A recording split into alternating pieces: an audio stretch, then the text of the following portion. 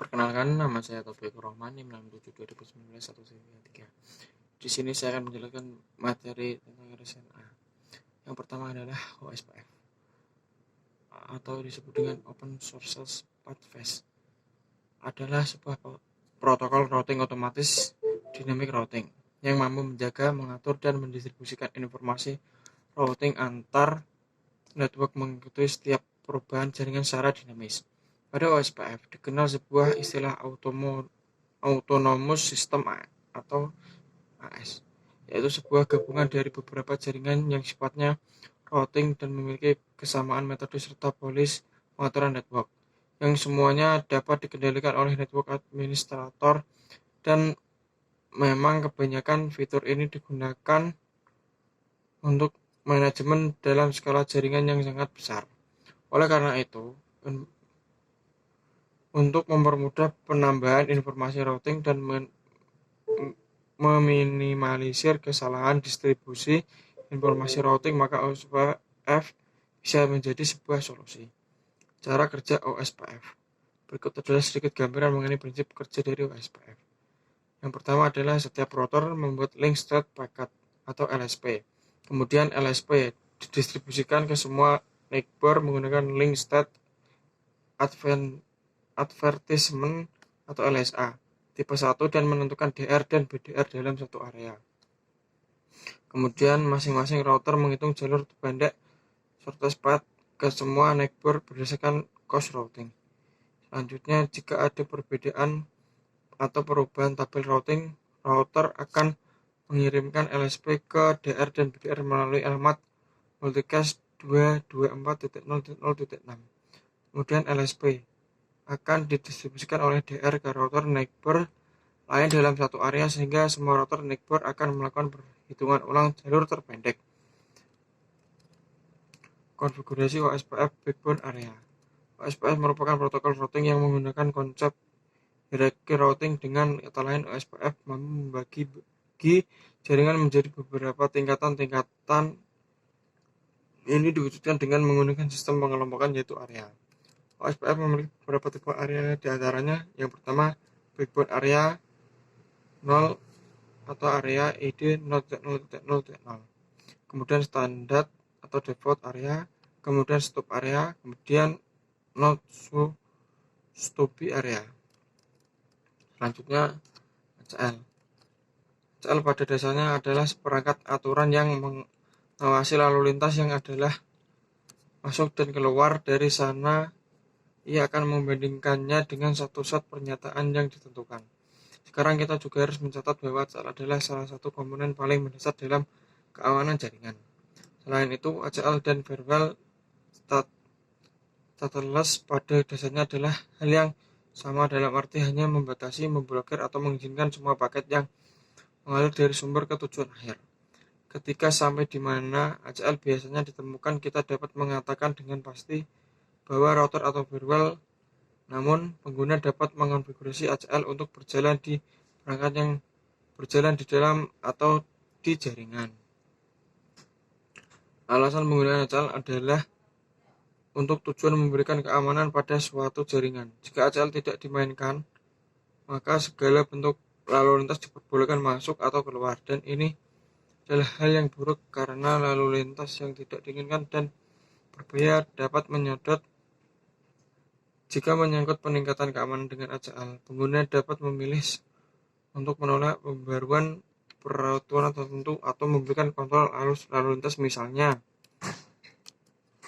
perangkat yang terhubung ke internet membutuhkan cara untuk menyaring lalu lintas. Oleh karena itu, salah satu tempat terbaik untuk mengkonfigurasi ACL adalah di router. Dari pemahaman kami, perangkat perotean yang mendukung ACL dapat diletakkan pada posisi menghadap ke internet dan juga terhubung ke suatu bentuk zona penyangga yang memisahkan jaringan pribadi dan internet publik.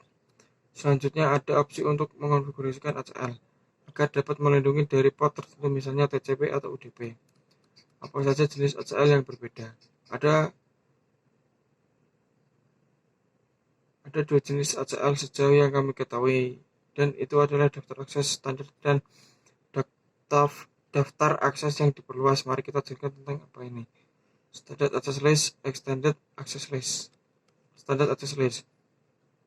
Ketika sampai standard access list, hanya dimungkinkan untuk mendapatkan IP alamat sebuah paket. Kami harus menunjukkan bahwa jenis access list ini tidak memiliki tingkat daya yang sama tidak dibandingkan dengan extended access list, tetapi kabar baiknya adalah mereka tidak memerlukan banyak daya prosesor dari router. Daftar akses yang diperluas. Jika Anda memiliki untuk menggunakan daftar akses yang diperluas, maka harapkan pemfilteran yang lebih tepat jika dibandingkan dengan daftar akses standar. Selain itu, pengguna dapat mengevaluasi alamat IP tujuan dan sumber dengan mudah, juga port sumber dan tujuan protokol lapisan 3, dan banyak lagi. Ingatlah bahwa extended access list lebih sulit untuk mengkonfigurasikan dan akan mengkonsumsi lebih banyak daya prosesor daripada daftar akses standar, namun Anda diberi tingkat kontrol yang lebih besar.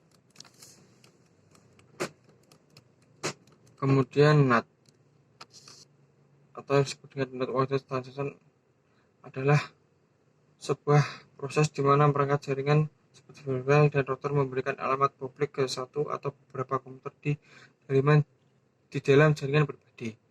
Penggunaan utama NAT adalah untuk membatasi jumlah alamat IP publik yang digunakan oleh organisasi atau perusahaan, baik untuk tujuan komersial maupun keamanan.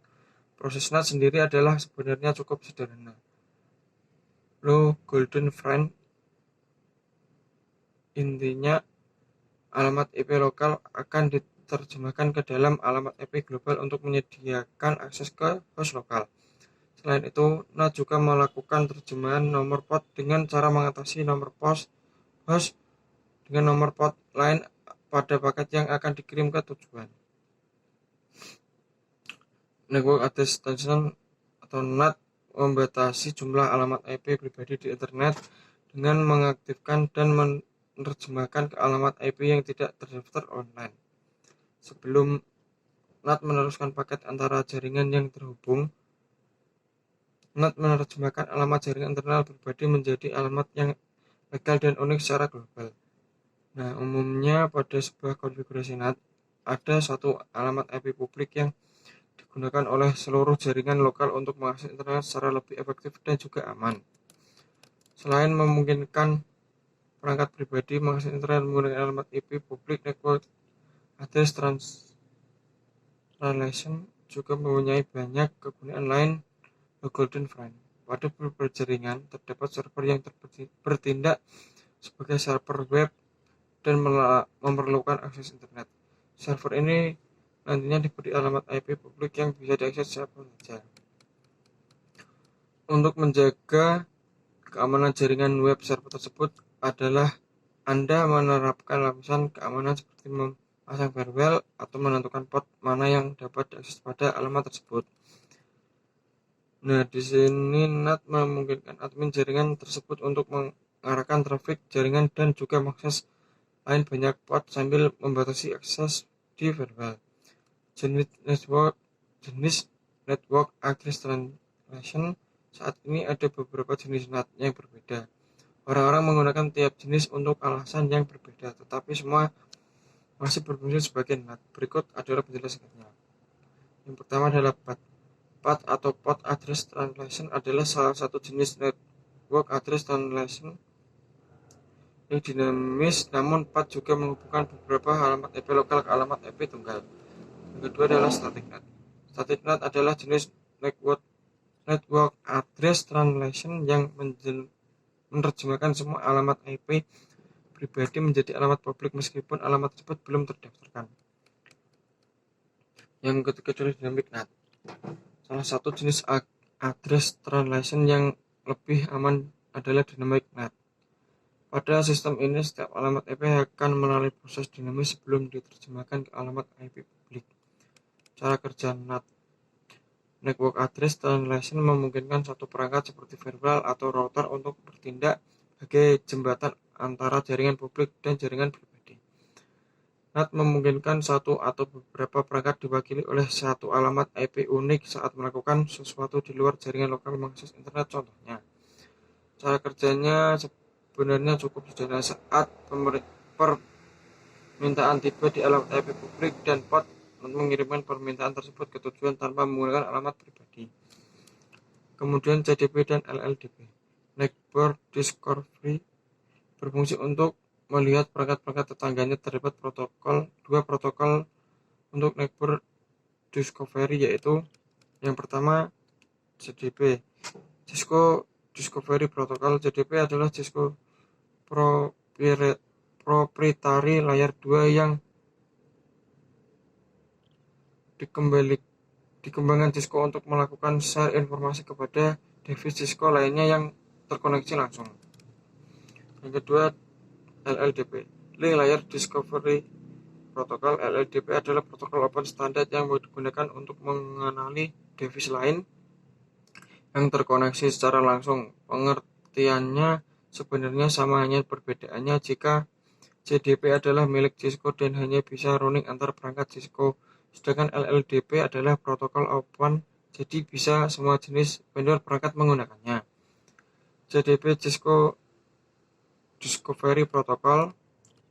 CDP MISIC yang diterima dari perangkat Cisco tetangga tidak akan diteruskan ke perangkat lain secara default, sehingga CDP hanya dapat digunakan pada perangkat Cisco yang terhubung secara langsung. Setiap perangkat Cisco akan menerima CDP MISIC dari perangkat tetangga, kemudian menyimpan dalam tabel yang dapat dilihat dengan perintah show CDP neighbor.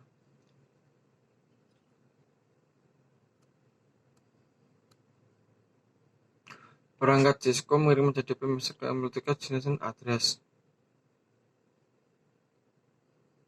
Pesan CDP berisi tentang yang pertama your software version, yang kedua name of the device hostname, kemudian kemampuan hardware, routing atau switching, kemudian platform perangkat, kemudian IP address perangkat, kemudian interface yang mengirim CDP MISIC.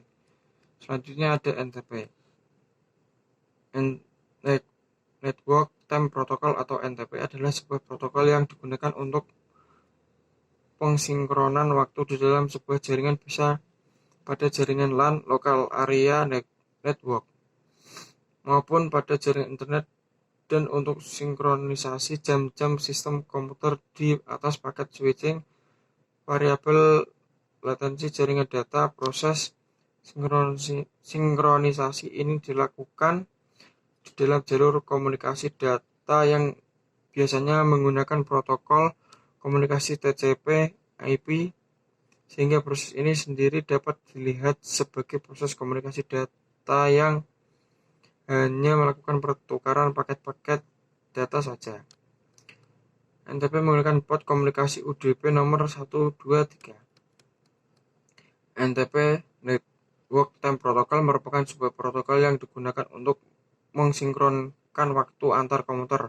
Sinkronisasi waktu yang dilakukan oleh protokol ini sangat akurat, dapat mencapai 10 milidetik untuk jaringan internet dan dapat mencapai 200 milidetik dalam jaringan lokal. NTP sendiri berada di dua sisi, yaitu sisi klien dan sisi server. Kegunaannya layanan di NTP adalah untuk mempaskan atau menyesuaikan waktu yang ada sesuai regional di mana mesin komputer itu berbeda. Sekian dari saya, terima kasih.